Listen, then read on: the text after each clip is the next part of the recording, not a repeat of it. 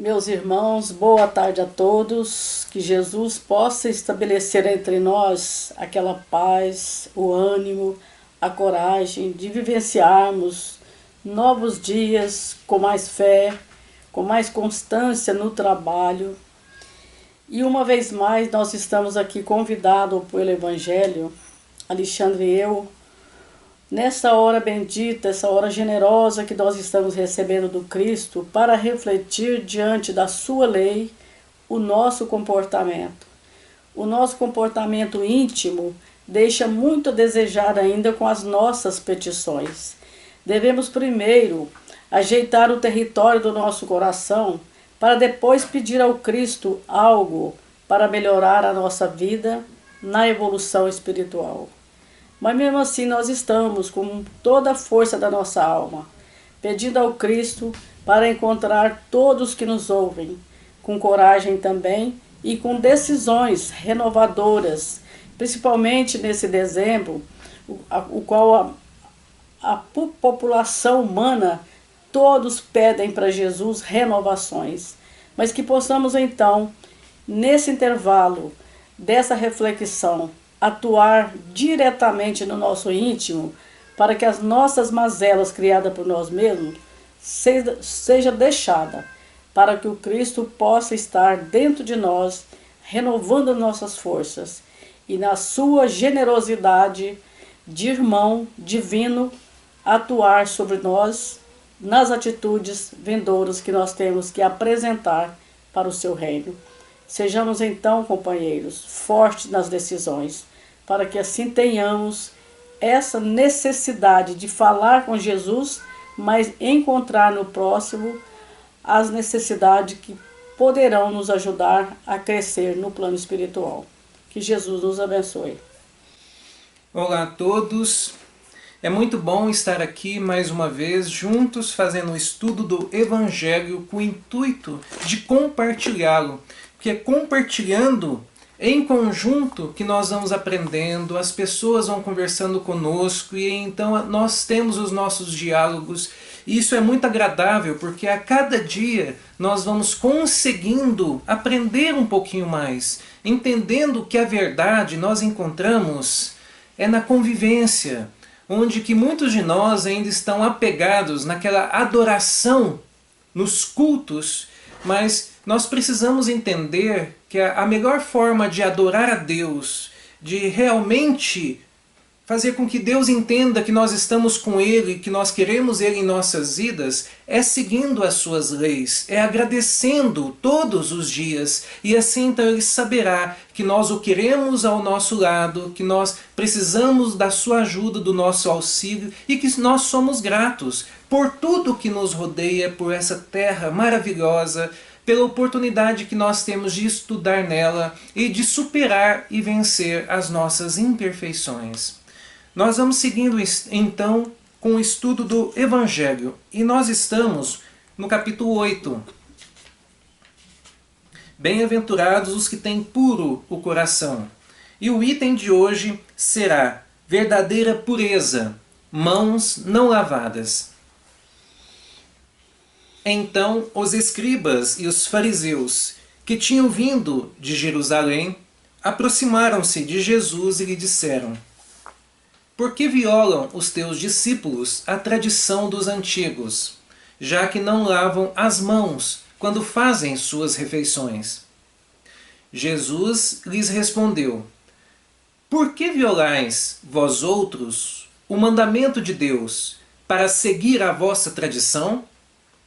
Porque Deus pôs este mandamento: honrai a vosso pai e a vossa mãe. E este outro: seja punido de morte aquele que disser a seu pai ou a sua mãe palavras ultrajantes. E vós outros, no entanto, dizeis: aquele que haja dito a seu pai ou a sua mãe: toda oferenda que faço a Deus vos é proveitosa, satisfaz a lei. Ainda que depois não honre, nem assista a seu pai ou a sua mãe. Tornam assim inútil o mandamento de Deus pela vossa tradição. Hipócritas, bem profetizou de vós Isaías, quando disse: Esse povo me honra com os lábios, mas seu coração está longe de mim. E em vão me honram, ensinando máximas e ordenações humanas. Vamos entender então o que o Cristo quis dizer com isso, né? Sobre as mãos não lavadas. Então, ali os fariseus cobravam de Jesus o fato de que os seus discípulos, ao ir nas refeições, não lavavam as suas mãos. Então aí o Cristo cobrou deles o seguinte fato, que eles são vasos limpos por fora. Só se preocupam com cultos exteriores, vestem grandes túnicas, se ajoelham e ficam horas ali, então adorando a Deus. E no meio da multidão ficam só praticando o quê? Os seus cultos. Mas então o Cristo vem nos dizer que o que nós devemos fazer de verdade, trabalhar o coração e quando a gente for exteriorizar as nossas ações, que sejam boas ações e não cultos, cultos que muitas vezes não levam a nada. Mas o que leva todos nós que estamos nessa terra a evoluir? A praticar o bem, a praticar a caridade, a praticar o auxílio ao semelhante, a domar as nossas más inclinações. Se nós estivermos indo na casa de oração uma vez por semana e o restante do tempo está na nossa família, no nosso trabalho, entre a comunidade, buscando fazer a diferença para que realmente todos ali possam viver em paz, possam viver em harmonia, possam viver em segurança, possam ter as suas dignidades. Se nós estivermos fazendo isso, nós já estamos fazendo a nossa parte para com Deus. É por isso que o item anterior vem falar sobre pecado por pensamento. Então, de nada adianta nós, então, por fora, termos aquela máscara de bom, de que fazemos tudo para Deus. Temos o nosso hobby de ir na casa religiosa, porque muitos têm hobby de ir na casa religiosa. Fazem para eles um papel social, mas aqui não se transformam. De nada adianta, porque a religiosidade está para transformar o ser para melhor, para fazer com que ele seja melhor do que ele foi ontem, para fazer com que ele vai domando as suas más inclinações, vá respeitando o seu semelhante, consequentemente também vai domando os seus maus pensamentos, para evitar que isso aflore em maldade. E muitas vezes tem pessoas que dizem assim, mas nós devemos escutar o coração. Aí depende. O que acontece nessa terra? Como nós ainda somos imperfeitos, o que tem no nosso coração? Paixões imperfeitas. Então é por isso que a religiosidade vem para nos ensinar, então transformar as nossas mentes, e a partir do momento que nós compreendemos que aquilo é bom, nós vamos domando o nosso coração. Nós vamos domando aquelas paixões desenfreadas que faz com que, quando estamos na vista dos outros, somos bons. Mas quando estamos nas costas, usamos de maledicências, falamos mal, estamos planejando alguma coisa de ruim, e quando vem uma oportunidade, acabamos fazendo coisas ruins. Então, o que nós precisamos de verdade? Precisamos trabalhar aqui, ó, o nosso interior. Aqui precisa ser lavado todos os dias. Precisa haver transformação aqui todos os dias, para evitar que, em algum momento do nosso cotidiano, quando vier um mau pensamento, a gente acabe o quê? Manifestando-o na realidade.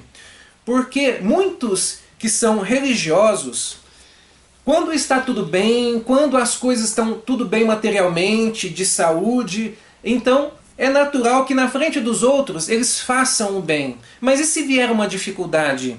Se vier uma dificuldade, o primeiro mau pensamento que vier, eles praticam. É por isso que nós vemos em nossa sociedade pessoas que antes víamos que eram religiosos, que tinham as suas famílias, que pareciam ser homens e mulheres de bem, mas de repente, a menor dificuldade, praticaram alguma coisa de errado. Por quê? Porque antes só estavam preocupados com o exterior, só estavam preocupados em lavar a mão, só estavam preocupados com seus adornos, com as grandes túnicas, com o hobby social, tanto religioso quanto os outros, mas eles não estavam preocupados com o interior, que é isso que importa. Nós devemos sim ir nas casas religiosas, mas nós devemos diminuir a adoração que muitos ficam horas e horas naquilo ali, muitos também em suas orações ficam horas e horas. O que importa é que tenhamos uma conversa sincera com Deus, tanto nas casas religiosas, e que nós ali possamos escutar o Evangelho, deixar que esse Evangelho realmente nos toque, deixar com que esse Evangelho realmente nos ensine, e ao sair dessas casas de orações, buscar a prática no dia a dia, porque a verdade está lá fora. A teoria está dentro das casas de orações e também em nossas casas, porque hoje nós temos tantas literaturas que nos ensinam. Nós temos Kardec, o Evangelho segundo o Espiritismo, o Livro dos Espíritos. Nós temos toda uma literatura que Chico Xavier nos trouxe junto com Emmanuel, que cada livro é um mais maravilhoso do que o outro, todos esses buscando trazer o Evangelho, trazer lições divinas que vão nos transformar e que vão nos ensinar. O que está faltando-nos é coragem, boa vontade, humildade principalmente, de se ajoelhar a esses ensinos, buscar realmente interiorizá-los, interiorizando-os no dia a dia, nós vamos conseguindo sim domar as nossas más inclinações. Que bom, Alexandre.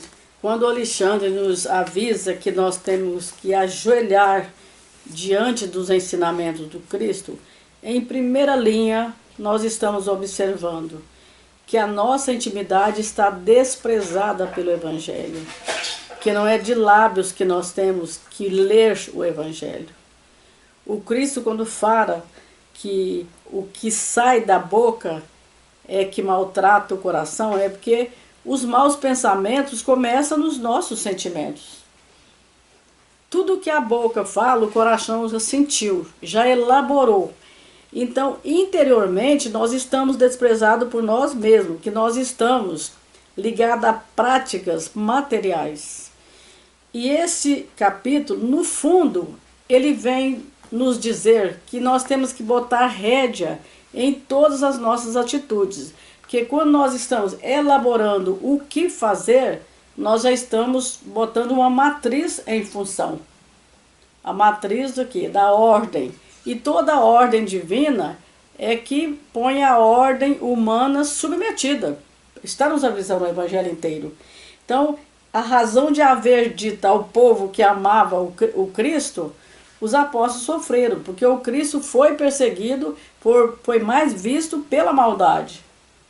Porque naquela época nós todos deveríamos estar lá, como estamos aqui ainda. Se o Cristo descer aqui, seremos os primeiros a julgar, porque ele não vai fazer só o que eu quero. Ele vai fazer o que é preciso, porque ele não veio aqui para nos agradar.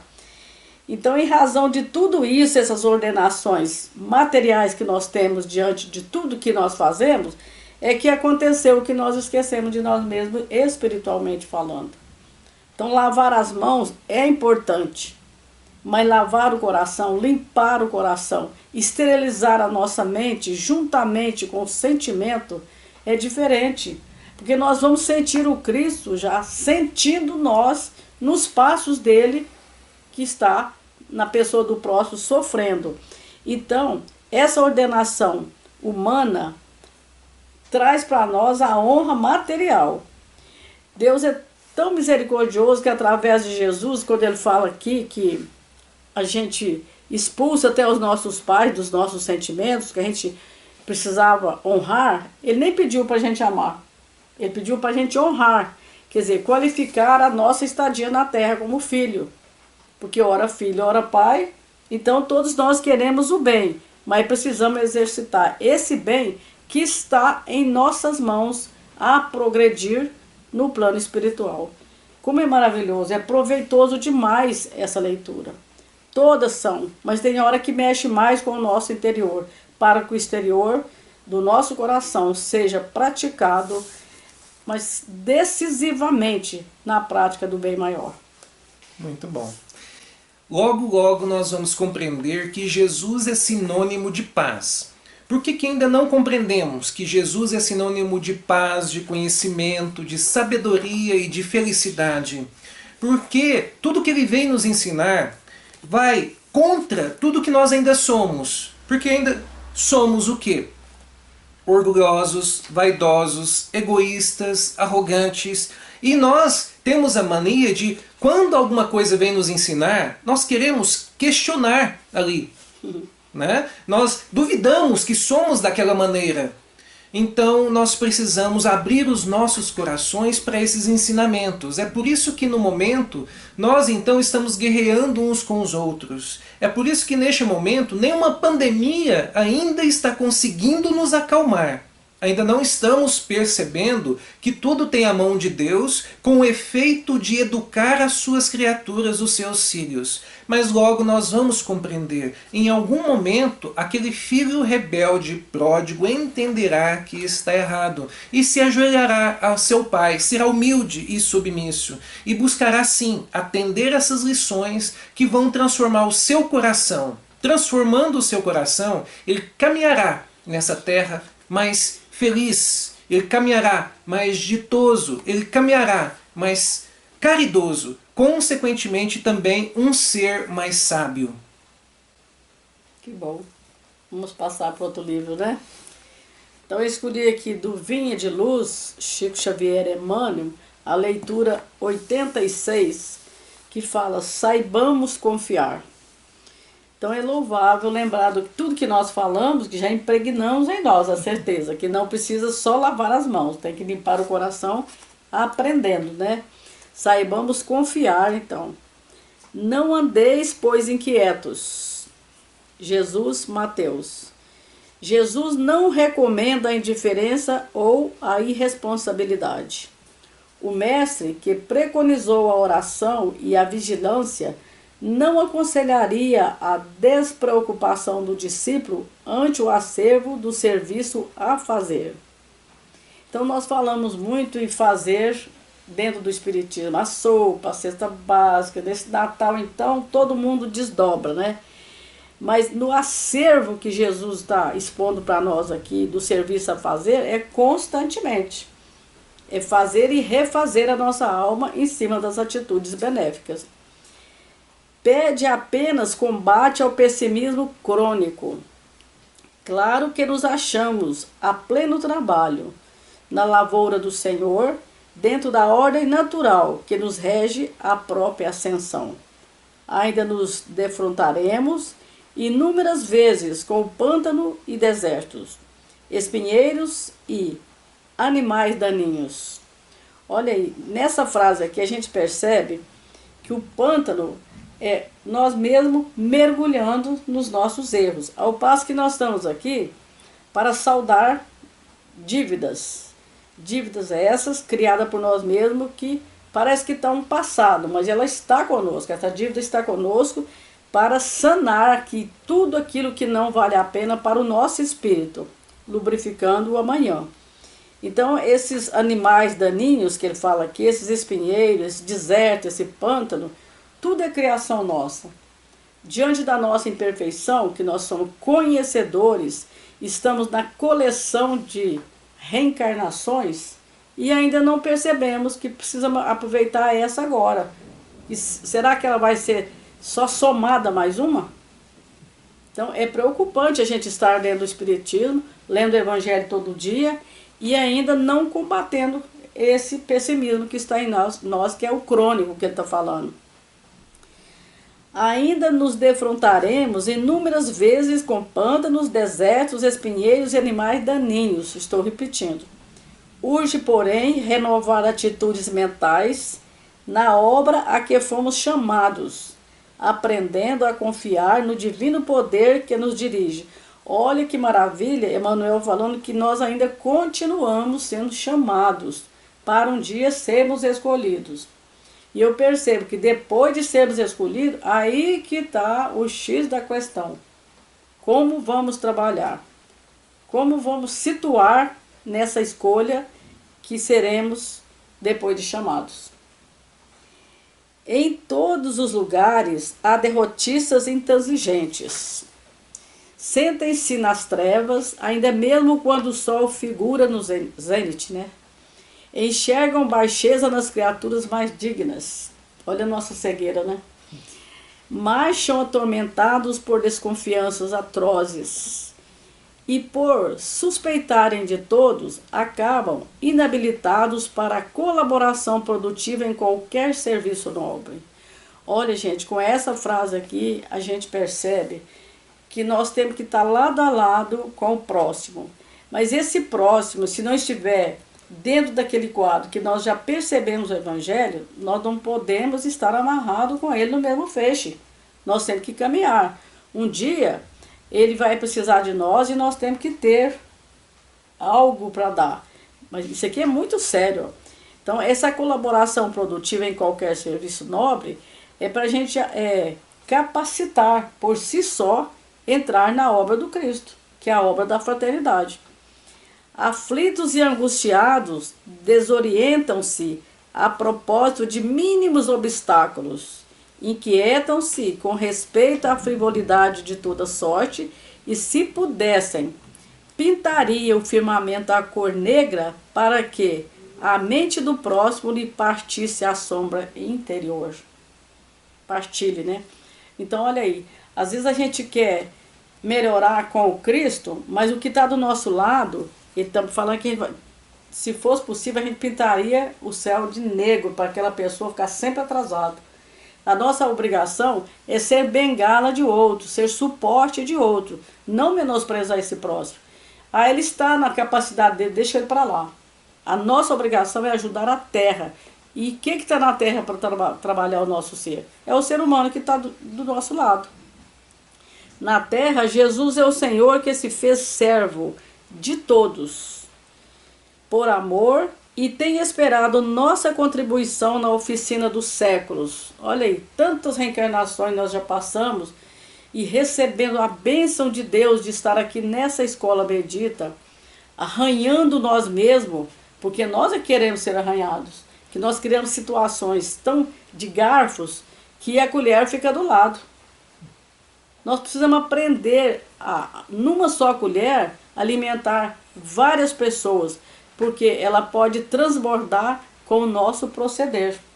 O garfo não, ele cai logo, precisa de uma dinâmica, precisa de uma arte para pegar o garfo. Isso aqui é muito sério. Quantos séculos nós estamos recebendo do Cristo, tudo docificado pelo seu amor. A confiança dele abrange as eras, sua experiência abarca as civilizações. Seu devotamento nos envolve há milênios. É até vergonhoso a gente ler isso aqui, né? Porque nós já sabemos que nós não somos espíritos muito novos, não. Nós somos bem erados. Em razão disso, como adotar a aflição e o desespero se estamos apenas começando a ser úteis? Aí Emmanuel nos dá a esperança que nós temos condição de melhorar. Mas no final, ele dá uma cravada em nós. Em razão disso, como adotar a aflição e o desespero se estamos apenas começando a ser úteis?